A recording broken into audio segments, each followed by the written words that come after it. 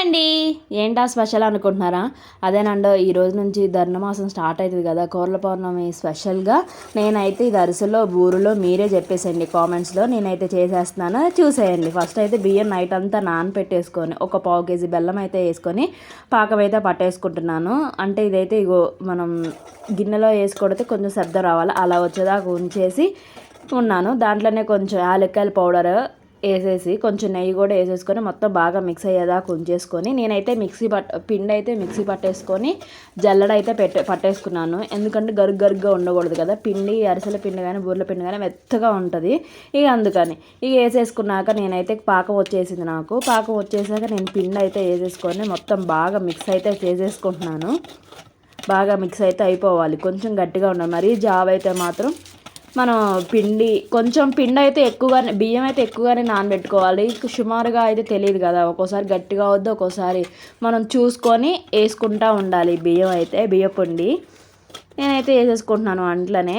నాకైతే ఇలా రావాలండి, అలా రావాలి. చేతికి అయితే నెయ్యి కానీ నూనె కానీ రాసేసుకొని కొంచెం వేడివేడి నూనె వేస్తే బాగుంటుందని అన్నారు మా అమ్మ వాళ్ళు. ఇక అందుకని అట్లా వేసేసాను.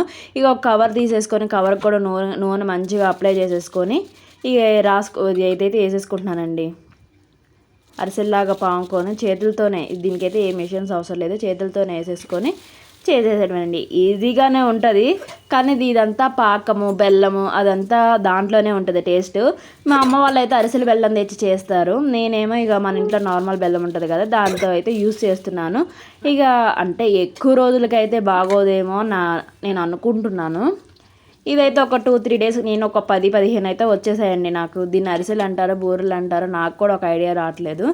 బూరెల్లాగా పొంగినాయి. నేనైతే ఒక దాంట్లో నూనె అయితే గట్టిగా పిండితే అరిసెలు అంటారు కదా, అలా చేసేసాను.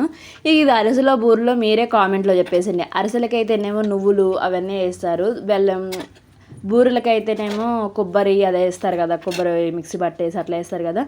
నాకు ఇదేమనాలో అర్థం కావట్లేదు, మీరే చూసేయండి. ఇక ఫైనల్గా అయితే చూడడానికి అయితే కలర్ఫుల్గా బాగానే అనిపిస్తున్నాయి. ఇక చూసేసి మీరే చెప్పండి అది అరిసెల బూరెలా అనేది.